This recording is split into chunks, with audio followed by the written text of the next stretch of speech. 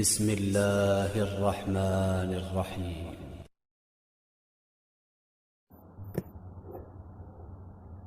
بسم اللہ الرحمن الرحیم۔ عزیزان گرامی، السلام علیکم ورحمۃ اللہ وبرکاتہ۔ اللہ کی ذات سے امید ہے کہ آپ سب خیریت سے ہوں۔ میں سمیہ مریم آپ کے لیے مختصر خلاصہ قرآن لے کر آئی ہوں۔ آج میں 8ویں پارے کے 8ویں رکوع سے 9ویں پارے کے 14ویں رکوع تک بیان کروں گی۔ سب سے پہلے حضور صلی اللہ علیہ وسلم کو تسلی دی کہ اس کتاب سے متعلق تمہاری ذمہ داری صرف اتنی ہے کہ اس کے ذریعے لوگوں کو خبردار کرو تاکہ اللہ کی حجت ان پر تمام ہو جائیں۔ تم پر یہ ذمہ داری نہیں کہ یہ لوگ اس کو قبول بھی کر لیں۔ حقیقت میں اس کتاب سے فائدہ تو اہل ایمان ہی اٹھائیں گے۔ سب کو تنبیہ کی کہ ایک دن ایسا ضرور آنے والا ہے جب تم سے تمہاری ذمہ داریوں کے بابت پوچھا جائے گا اور رسولوں سے ان کی ذمہ داریوں کے متعلق۔ اس دن جو انصاف کی ترازو قائم کی جائے گی وہ ہر ایک کے عمل کو تول کے بتا دے گی کہ کس کے پاس کتنا حق ہے اور کتنا باطل۔ اس روز فلاح صرف وہی پائیں گے جن کے پلڑے بھاری ہوں گے، باقی سب نامراد ہوں گے۔ قریش کو اور ان کے ذریعے سب کو آگاہ کیا کہ تمہیں جو اقتدار حاصل ہوا ہے وہ خدا کا بخشا ہوا ہے۔ اسی نے تمہارے لیے زندگی اور اس کا سامان پیدا کیا ہے، لیکن شیطان نے تم پر حاوی ہو کر تم کو ناشکری کی راہ پر ڈال دیا ہے۔ آدم علیہ السلام اور ابلیس کا واقعہ بیان کر کے واضح کیا کہ جس طرح اس نے آدم و حوا علیہ السلام کو دھوکہ دے کر جنت سے نکلوایا تھا، اسی طرح اس نے اپنا فریب چلا کر تمہیں بھی پھنسا لیا ہے۔ تم اس کے چکموں میں آ کر اس کی امیدیں پورا کرنے کا سامان مت کرو۔ خدا نے ہر معاملے میں حق اور انصاف کا حکم دیا ہے، اپنی عبادت کا حکم دیا اور توحید کا حکم دیا۔ شیطان بے حیائی کا راستہ دکھاتا ہے اور تم نے اس کی پیروی میں اپنے آپ کو فتنوں میں مبتلا کر لیا ہے اور دعویٰ کرتے ہو کہ یہی سیدھی راہ ہے۔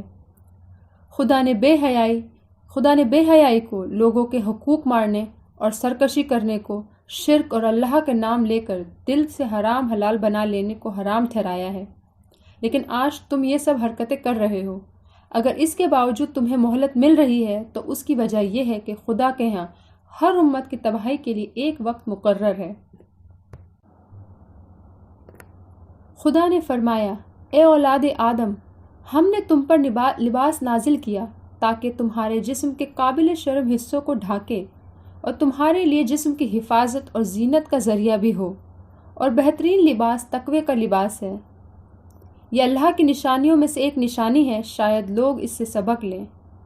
اے بنی آدم، ایسا نہ ہو کہ شیطان تمہیں پھر اسی طرح فتنے میں مبتلا کر دے جس طرح اس نے تمہارے والدین کو جنت سے نکلوایا تھا اور ان کے لباس ان پر سے اتروا دیے تھے تاکہ ان کی شرمگاہیں ایک دوسرے کے سامنے کھلیں، اور وہ اس کے ساتھ ہی تمہیں ایسی جگہ سے دیکھتا ہے جہاں سے تم انہیں نہیں دیکھ سکتے۔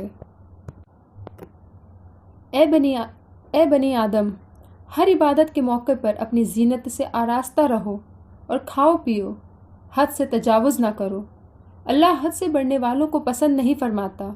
اے نبی صلی اللہ علیہ وسلم، ان سے کہو، کس نے اللہ کی اس زینت کو حرام کر دیا جسے اللہ نے اپنے بندوں کے لیے بنایا تھا، اور کس نے خدا کی بخشی ہوئی پاک چیزیں ممنوع کر دی؟ کہو، یہ ساری چیزیں دنیا کی زندگی میں بھی ایمان لانے والوں کے لیے ہیں، اور قیامت کے روز تو خالصتاً انہی کے لیے ہوں گی، کیونکہ وہی وفادار ہیں۔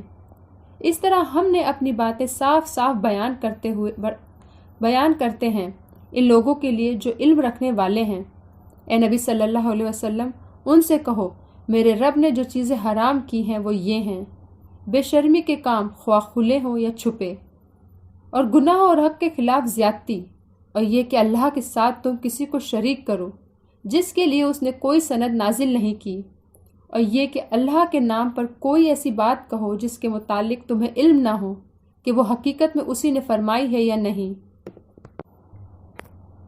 مقام اعراف سے، جو جنت اور دوزخ دونوں کے درمیان ایک اونچی جگہ ہوگی، ایک گروہ کو دوزخ اور جنت دونوں کا مشاہدہ کرایا جائے گا تاکہ وہ دیکھ لیں کہ خدا نے رسولوں کے ذریعے جن باتوں کی خبر دی تھی وہ سب پوری ہوئی ہیں۔ اعراف والے جنت والوں کو مبارکباد دیں گے اور اہل دوزخ کو ملامت کریں گے اہل دوزخ اہل جنت سے درخواست کریں گے کہ وہ ان پر کچھ کرم کریں اور ان پر تھوڑا سا جنت کا پانی ڈال دیں، اور جو رزق انہیں ملتا ہے ان سے کچھ انہیں بھی دے دیں۔ اہل جنت جواب دیں گے کہ اللہ نے دونوں چیزیں قرآن کے انکار کرنے والوں پر حرام کر دی ہیں۔ اللہ کی طرف سے اعلان ہوگا، جنہوں نے دنیا میں خدا کی باتوں کو نظر انداز کیا تھا، آج خدا نے ان کو نظر انداز کر دیا ہے۔ کفار اپنی بدبختی اور محرومی پر افسوس اور حسرت کے سوا کچھ نہ کر سکیں گے۔ اس بات سے آگاہ کیا گیا کہ پیدا کرنا اور لوگوں کو حکم دینا کہ کیا کریں یا کیا نہ کریں سب خدا کا حق ہے۔ بس امید ہو یا نا امیدی، ہر حالت میں اسی کو پکارو۔ زمین میں وہ کام نہ کرو جن سے فساد پھیلے۔ قیامت ضرور آنی ہے۔ موت کے بعد زندگی کا مشاہدہ تم خود اس دنیا میں برابر کر رہے ہو کہ وہ مردہ زمین کو بارش سے زندہ کر دیتا ہے۔ خدا نے تو ہر پہلو سے اپنی نشانیاں واضح کر دی ہیں۔ نوح، ہود، صالح، لوط اور شعیب علیہ السلام کی قوموں کے حالات سنائے۔ یہ اس بات کا تاریخی ثبوت ہے کہ جو قومیں زمین میں فساد پھیلاتی ہیں اور اپنے رسول کی دعوت جھٹلا دیتی ہیں، اللہ تعالیٰ آخرکار انہیں مٹا دیتا ہے۔ ظالم قوموں کو تباہ کرنے کا خدا کا کیا طریقہ ہے اسے تفصیل سے بتایا کہ کبھی ایسا نہیں ہوا کہ ہم نے کسی بستی میں نبی بھیجا اور اسی بستی کے لوگوں کو پہلے تنگی اور سختی میں مبتلا نہ کیا ہو، اس خیال سے کہ وہ شاید عاجزی اختیار کریں۔ پھر ہم نے ان کی بدحالی کو خوشحالی میں بدل دیا، یہاں تک کہ وہ خوب پھلے پھولے اور کہنے لگے، ہمارے پچھلوں پر بھی اچھے برے دونوں ہی وقت آتے رہے ہیں۔ آخرکار ہم نے انہیں اچانک پکڑ لیا۔ اگر بستیوں کے لوگ ایمان لاتے اور خدا خوفی کی روش اختیار کرتے تو ہم ان پر آسمانوں اور زمین سے برکتوں کے دروازے کھول دیتے، مگر انہوں نے جھٹلا دیا۔ کیا آج کے لوگ اس سے بھی بے خوف ہیں کہ ہماری پکڑ اچانک ان پر رات کے وقت جب وہ سو رہے ہوں یا دن کے وقت جب وہ اپنے کھیلوں میں مصروف ہوں نہیں آ جائے گی؟ اللہ کی پکڑ سے وہی قوم بے خوف ہوتی ہے جو تباہ ہونے والی ہو۔ حضرت موسیٰ علیہ السلام اور فرعون کی سرگزشت بیان کی کہ فرعون نے حضرت موسیٰ علیہ السلام کو شکست دینے کے لیے تمام ہتھ کنڈے استعمال کیے جو اس کے اختیار میں تھے۔ اس نے جادوگروں کو اکٹھا کیا، بنی اسرائیل کے بیٹوں کو قتل کیا، بیٹیوں کو لونڈیاں بنایا اور زبردست اقتدار کا مظاہرہ کیا، مگر انجام کیا ہوا؟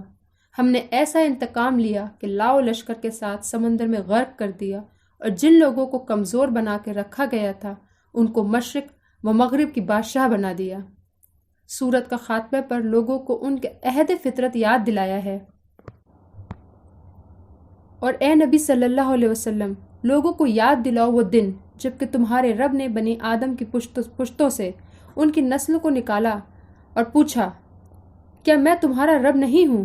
انہوں نے کہا تھا، ضرور تو ہی ہمارا رب ہے، ہم اس پر گواہی دیتے ہیں۔ اللہ تعالیٰ فرماتا ہے، کیا اس اعلان کو بھول گئے جو دوسروں کو خدائی میں شریک ٹھہرانے لگے ہو؟ بتانا یہ مقصود ہے کہ ہر انسان فطری طور پر اللہ کے رب ہونے کو جانتا ہے، تو پھر اس کے احکام کے خلاف چلنے کی غلطی کیوں کرتا ہے؟ اصل وجہ نفس پرستی ہے، اور نفس کے پیچھے چلنے والوں کو اللہ نے کتے سے تشبیہ دی ہے، جس کی زبان ہر وقت لٹکی رہتی ہے، یعنی بھوک اور جنسی خواہش، انہی دو چیزوں سے اس کو سب سے زیادہ دلچسپی ہے۔ میرے بھائیوں اور بہنوں، اللہ نے اس مثال میں مغربی تہذیب کی پول کھول دی ہے، اس کے شیدائیوں کی بھی یہی مثال ہے۔ اللہ ہمیں اور ہماری نسلوں کو اس سے محفوظ رکھے، آمین۔ حقیقت یہ ہے کہ بہت سے جن اور انسان جہنم ہی کے لیے پیدا کیے گئے ہیں، کیونکہ ان کے پاس دل و دماغ ہے مگر وہ سوچتے نہیں، ان کے پاس آنکھیں ہیں مگر وہ دیکھتے نہیں یا دیکھنا نہیں چاہتے، ان کے پاس کان ہیں مگر ان سے سنتے نہیں۔ ایسے لوگ جانوروں کی طرح ہیں، بلکہ جانوروں سے بھی بدتر ہیں، کیونکہ جانور تو ان صلاحیتوں سے محروم ہیں جو انسان کو دی گئیں۔ اتنا سب دینے کے بعد بھی اگر انسان خدا کی نافرمانی کرے تو وہ جہنم ہی کے لائق ہے، کہ وہ دل و دماغ، آنکھیں اور کان سب کچھ ہوتے ہوئے ان کا صحیح استعمال نہیں کرتا۔ ایسے لوگ حد درجہ غافل ہیں۔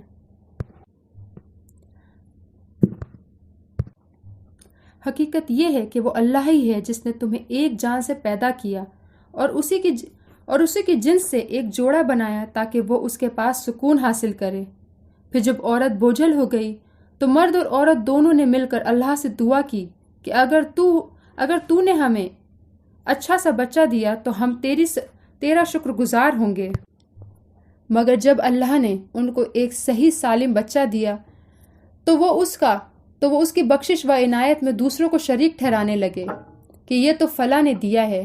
کیسے نادان ہیں یہ لوگ کہ ان کو خدا کا شریک ٹھہراتے ہیں جو کسی چیز کو بھی پیدا نہیں کر سکتے بلکہ خود پیدا کیے جاتے ہیں، جو نہ ان کی مدد کر سکتے ہیں اور نہ آپ ہی اپنی مدد پر قادر ہیں۔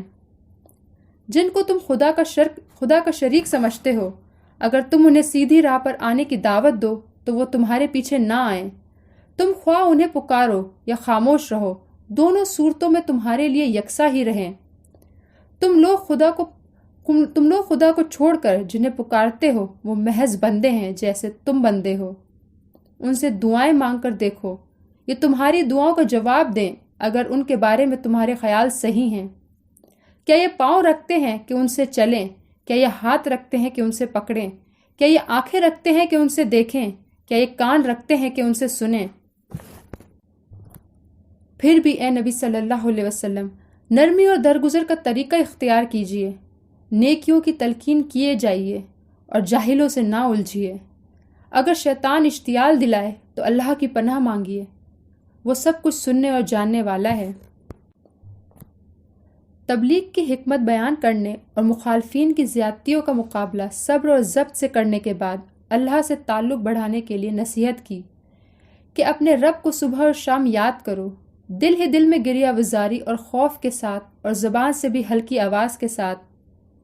تم ان لوگوں میں سے نہ ہو جاؤ جو غفلت میں پڑے ہوئے ہیں۔ جو فرشتے تمہارے رب کے تقرب کا مقام رکھتے ہیں وہ کبھی اپنی بڑائی اور گھمنڈ میں آ کر اس کی عبادت سے منہ نہیں موڑتے اور اس کی تسبیح کرتے ہوئے اس کے آگے جھکے رہتے ہیں۔ پس انہی کا طریقہ اختیار کرو۔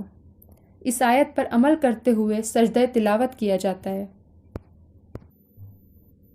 آج کا بیان ختم ہوا۔ اے ہمارے رب، تو نے یہ بے فائدہ نہیں بنایا، تو پاک ہے تو ہمیں آگ کے عذاب سے بچا لے۔ اے ہمارے رب، تو نے جسے دوزخ میں ڈالا یقیناً تو نے اس کو رسوا کیا اور ظالموں کا کوئی مددگار نہیں۔ اے ہمارے رب، ہم نے سنا کہ منادی کرنے والے کی آواز بلند ایمان کی طرف بلا رہا ہے کہ اپنے رب پر ایمان لاؤ، تو ہم ایمان لے آئے۔ اے ہمارے رب، ہمارے گناہ معاف فرما اور ہماری برائیوں کو ہم سے دور کر دے اور ہم کو دنیا سے نیک بندوں کے ساتھ اٹھا۔ اے ہمارے رب، ہم سب کو قرآن پڑھنے، اس کو سمجھنے اور اس پر عمل کرنے کی توفیق عطا فرما اور اس کی برکتوں سے ہمارے شہر اور ملک کے حالات تبدیل فرما۔ آمین۔ وآخر الدعوانا ان الحمد للہ رب العالمین۔